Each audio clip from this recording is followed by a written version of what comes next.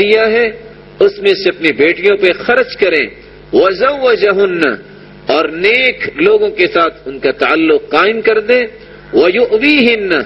اور اگر بیٹی کو اس بات کی ضرورت پڑے کہ اس کے پاس رہائش نہیں ہے تو ماں باپ جگہ دینے والے ہوں، ویرحمہن، اور شادی کے بعد بھی اپنے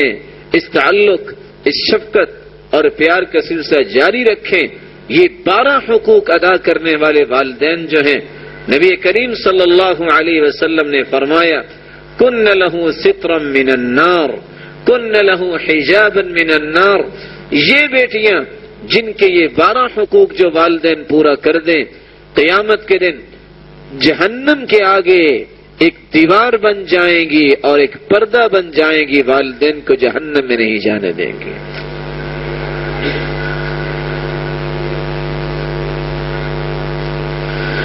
نبی کریم صلی اللہ علیہ وسلم نے عورتوں کے بارے میں جو ایک ضروری بات اسلام کے اندر پیش کی کہ وہ بیٹی کی تعلیم اور تربیت کا اہتمام کرے۔ خود اللہ کے رسول صلی اللہ علیہ وسلم نے فرمایا اپنی بیٹی فاطمہ رضی اللہ تعالی عنہا کو، ما يمنعك ان تسمعي ما اوصيك به ان تقولي اذا اصبحت واذا امسيت يا حي يا قيوم برحمتك استغيث اصلح لي شأني كله ولا تكلني الى نفسي طرفة عيني۔ اے میری بیٹی، یہ ذمہ داری ہے، میری ذمہ داری ہے کہ میں تجھے تعلیم دوں، میں تیری تربیت کروں۔ اللہ کے رسول صلی اللہ علیہ وسلم نے وصیت بھی فرمائی، کوشش بھی کی، عورتوں کے بارے میں انتہائی اہتمام کیا، مساجد میں ان کو آنے کی اجازت دی، لوگوں کو بھی اس بات کا حکم دیا لا تمنعوا اماء اللہ مساجد اللہ، اللہ کی بندیوں کو مسجدوں میں آنے سے نہ روکو، بلکہ حکم دیا کہ وہ عید میں بھی شمولیت اختیار کریں، مسلمانوں کی دعا میں شرکت کریں۔ بلکہ اللہ کے رسول صلی اللہ علیہ وسلم نے عورتوں کے لیے ایام کو خاص کیا کہ فلاں دن جو ہے وہ صرف عورتوں کو درس ہوگا۔ انصاریہ عورت کے گھر میں باقاعدہ اس بات کا اہتمام کیا گیا۔ نبی کریم صلی اللہ علیہ وسلم اسی مقصد کے لیے اس گھر تشریف لے گئے اور صرف عورتوں کو درس دیا، تعلیم دی۔ ان کی تربیت کے بارے میں عائشہ صدیقہ رضی اللہ تعالی عنہا، حفصہ رضی اللہ تعالی عنہا، ام سلمہ رضی اللہ تعالی عنہا کو مقرر کیا، جو بھی عورت آتی اس کو نماز کے متعلق، دین کے متعلق، تربیت کے متعلق چیزیں سکھلائی جاتی، بلکہ لکھائی کے متعلق اللہ کے رسول صلی اللہ علیہ وسلم نے فرمایا علمیها الرقیہ کما علمتیها الکتابہ۔ جب ایک خاندان کی عورت جس کا نام شفا تھا اور وہ خاندان کی بڑی عورت تھی، جب وہ اللہ کے رسول صلی اللہ علیہ وسلم کے پاس آئی تو تعلیم و تربیت کے اس پہلو کو اجاگر کرنے کے لیے اللہ کے رسول صلی اللہ علیہ وسلم نے اپنی بیوی سے کہا کہ اٹھو، اس کو فوراً دم کرنا بھی سکھاؤ، جس طرح تم نے لکھانا اس کو سکھایا ہے، جس طرح تربیت کے قواعد تمہیں بتانے ہیں اسی طرح لکھنے کا ڈھنگ بھی سکھاؤ تاکہ یہ قرآن لکھنے والی بن جائے، یہ حدیث کو جمع کرنے والی بن جائے۔ وہ ام ورقہ رضی اللہ تعالی عنہا جس کا لقب شہیدہ پک گیا تھا، جس کو اللہ تعالیٰ نے یہ توفیق دی کہ اس نے واقعتاً قرآن مجید کو حفظ بھی کیا اور لکھنا بھی جانتی تھی، بلکہ میں ہارون الرشید کے قصر میں یہ بات بھی ہمیں ملتی ہے کہ 100 سے زائد ایسی بچیاں موجود تھیں جو قرآن مجید کی حافظہ تھیں، اور 70 ایسی طالبات تھیں جنہوں نے اس وقت جو ہے خط کوفی میں مکمل قرآن مجید اپنے ہاتھوں سے لکھا تھا۔ یہ وہ ایک تسلسل ہے جس تسلسل کو باقی رکھنے کی ضرورت ہے۔ نبی کریم صلی اللہ علیہ وسلم نے اپنی بیٹی فاطمہ رضی اللہ تعالی عنہا کو علم بھی دیا، تربیت بھی کی۔ تعجب کی بات یہ ہے کہ چھوٹی سے لے کر بڑی بڑی دعاؤں تک خود اللہ کے رسول صلی اللہ علیہ وسلم نے اپنی بیٹی کو سکھائی۔ یہ وہ دعا جو عموماً ہم پڑھتے ہیں صبح شام، یا حی یا قیوم برحمتک استغیث اصلح لی شأنی کلہ ولا تکلنی الی نفسی طرفۃ عینی۔ یہ دعا بھی اللہ کے رسول نے اپنی بیٹی کو سکھائی تھی، جو آج امت کے لیے ایک بہترین تحفہ ہے۔ اور یہ دعا پڑھنے والا جو اللہ پہ توکل کر لیتا ہے واقعتاً خالق و مالک اس کی حفاظت فرماتے ہیں اور اللہ کسی کا اس کو محتاج نہیں کرتے جب یہ دعا انسان پڑھ لیتا ہے۔ نبی کریم صلی اللہ علیہ وسلم نے صحابیات کے اندر جو تعلیم کا ایک نمونہ پیش کیا، امہات المؤمنین ہر وقت تیار رہتی، لوگ آتے مسائل پوچھتے، قرآن مجید کے معانی پوچھتے، آیات کی تفسیر پوچھتے، احادیث کو سمجھنے کے لیے تشریف لاتے، عائشہ صدیقہ رضی اللہ تعالی عنہا کے پاس، ام سلمہ رضی اللہ تعالی عنہا کے پاس اور دیگر امہات المؤمنین کے پاس اسلام کے وہ پہلو اجاگر ہوتے جو اللہ کے رسول صلی اللہ علیہ وسلم نے ان کو سکھائے تھے۔ اور حمنہ رضی اللہ تعالی عنہا، زینب رضی اللہ تعالی عنہا، یہ وہ صحابیات ہیں کہ اگر ان کا نام تاریخ سے نکال دیا جائے تو عورتوں کا کوئی مسئلہ بھی مسلمانوں کے پاس نہ پہنچتا۔ اللہ تعالیٰ نے ام حبیبہ رضی اللہ تعالی عنہا،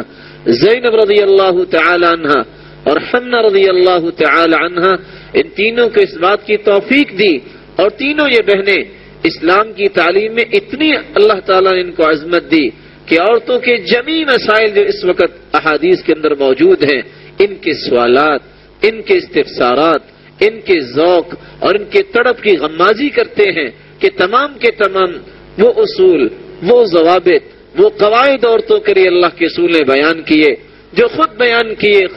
کیے کچھ اصول جو عورتوں کے متعلق تھے وہ خود اللہ کے رسول صلی اللہ علیہ وسلم کی زوجہ مطہرہ عائشہ صدیقہ رضی اللہ تعالی عنہا جب کوئی عورت سوال کرتی اس کو بازو سے پکڑ کے لے جاتی اور اس کے بارے میں اللہ کے رسول کا فرمان بھی سناتی اور اس کو سمجھا کے پھر اس کو بھجوایا کرتی۔ یہ کیسا رواج چل نکلا تھا کہ صحابیات رضی اللہ عنہن وارضاہن انہوں نے قرآن کو بھی سیکھا، انہوں نے قرآن کی تفسیر بھی پڑھی، انہوں نے احادیث کو بھی یاد کیا۔ خود عائشہ رضی اللہ تعالی عنہ ان کے لیے بہترین معلمہ تھی۔ عائشہ صدیقہ رضی اللہ تعالی عنہ کو تو اللہ نے اتنا وافر علم دے دیا کہ مرد لوگ بھی، صحابہ کرام بھی ان سے احادیث سننے آتے، صحابہ کرام بھی کوئی حدیث ان کو پہنچی تو اس کی تصدیق کرنے آتے، صحابہ کرام رضوان اللہ تعالی علیہم اجمعین ان کے پاس آ کے کچھ وضاحتیں طلب کرتے کہ آپ کو تو پتا ہے اللہ کے رسول صلی اللہ علیہ وسلم نے کیا فرمایا تھا، اور عائشہ صدیقہ رضی اللہ تعالی عنہ باقاعدہ اس کا اہتمام کرتی اور تمام کی تمام روایات جس کے بارے میں ان سے پوچھا جاتا وہ صحابہ کرام کو بیان کیا کرتی ہے۔ نبی کریم صلی اللہ علیہ وسلم نے جس اسلام کو لوگوں کے سامنے پیش کیا، تعلیم و تربیت کا ماحول جو بیٹیوں کے لیے ایک مقرر کیا، یہی وہ دور تھا جس سے متاثر ہو کے صحابہ کرام نے اپنی بیٹیوں کو علم دیا، انہی سے متاثر ہو کر تابعین نے بھی اپنی بیٹیوں کو اس علم کا زیور دیا۔ آپ تعجب کریں گے، یہ تو بہت دور کی بات ہے صحابہ کرام کا زمانہ۔ ابن حجر اسقلانی رحمت اللہ علیہ جب الدر الکامنہ کتاب لکھتے ہیں تو 9ویں صدی میں صرف تذکرہ کرتے ہیں کہ 70 محدثات اس وقت موجود تھی اور ایک محدث کو 3 لاکھ حدیثوں کے لگ بھگ یاد ہوتی ہیں۔ آپ اندازہ کر سکتے ہیں کہ اسلام کا وہ روشن پہلو جو اس وقت غائب ہو رہا ہے، جس کے نتیجے میں نہ کوئی اچھی ماں بنتی ہے اور نہ ہی کوئی اچھی بہن نظر آتی ہے، نہ اچھی بیٹی نظر آتی ہے۔ سبب یہ ہے کہ اس روشنی سے یہ لوگ محروم ہیں، وہ مائیں اور بہنیں اور بیٹیاں اس روشنی سے، اس نور سے محروم ہیں جو قرآن و سنت میں اللہ نے اتارا ہے۔ آج لوتی منفلوطی کی وہ بات یاد آتی ہے جو کہا کرتے تھے منفلوطی کہ یہ لوگ جنہوں نے اسلام سے متاثر ہونا تھا آج یہ یہودیوں سے متاثر ہو کر اپنی بیٹیوں کو دین کی تعلیم سے آراستہ کرنے کے بجائے وہ اصول سکھاتے ہیں، وہ قواعد پڑھاتے ہیں جس کے پڑھنے کے بعد تعلمت کل شیء الا تربیت اولادها واحکام دینها، جب کالجز اور یونیورسٹیز میں جاتی ہے، برے نہیں یہ جگہ، لیکن وہاں جو ماحول اس وقت کریٹ ہو چکا ہے وہ برائی بھی سکھاتا ہے، اور اس کے ساتھ ساتھ جب عورت اسلامی قوانین کو توڑ کے وہاں جاتی ہے، بغیر محرم کے جاتی ہے اور آزاد بننا چاہتی ہے، تو سچی بات یہ ہے تعلمت کل شیء الا تربیت اولادها واحکام دینها، دنیا جہان کے تمام مسائل تو اس کو آ جاتے ہیں، لیکن اگر اس عورت کو آتا نہیں ہے وہاں سے فارغ ہونے کے بعد، نہ تو اولاد کی تربیت آتی ہے نہ دین کے احکامات کا۔ اور یہی دو روحیں تھیں جو مسلمان عورتوں میں ہونی چاہیے تھی، اسی پر ہی قرآن نے زور دیا۔ اور سورۃ النور جب نازل ہوئی تو پورے مدینے میں روشنی ہو گئی تھی۔ جب لوگوں نے سوال کیا کہ آج روشنی کیوں ہے، یہ مدینہ کیوں جگمگا رہا ہے، تو جواب دینے والے نے کہا تھا عورتوں کے مسائل پہ یہ سورت نازل ہوئی ہے، سورۃ النور، اور مدینے میں نور کیوں نہ پھیل جائے۔ یہ نور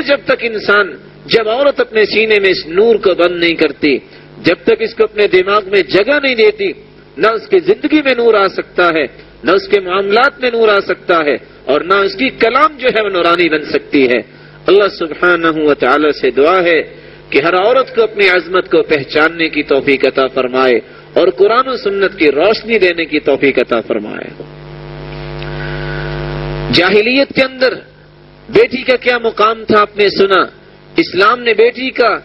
عجیب صحیح مقام بنا دیا، دلائل بھی آپ سن رہے ہیں، حتیٰ کہ اللہ کے رسول صلی اللہ علیہ وسلم نے خود اپنی بیٹی کے ساتھ وہ رویہ رکھا جو دنیا کے لیے ایک مثال ہے۔ جب بیٹی گھر میں تشریف لاتی، عائشہ صدیقہ رضی اللہ تعالی عنہا روایت کرتی ہیں، ہم ساری بیویاں اللہ کے رسول کے پاس بیٹھی ہوئی تھی، جب فاطمہ رضی اللہ تعالی عنہا تشریف لائیں، ما تخطئ مشیتها من مشیت رسول اللہ صلی اللہ علیہ وسلم شیئا، فاطمہ رضی اللہ تعالی عنہا کا چلنے کا طریقہ بھی اللہ کے رسول کا طریقہ تھا۔ جب وہ آ جاتی، فلما رآہا، باوجود کہ ہم ساری بیویاں بیٹھی ہوتی، جب فاطمہ رضی اللہ تعالی عنہ تشریف لاتی، رحب بها فقال مرحبا بابنتی، اللہ کے رسول صلی اللہ علیہ وسلم اتنے خوش ہو جاتے اور یہ کہتے مرحبا بابنتی، اے میری بیٹی تجھے خوش آمدید ہو۔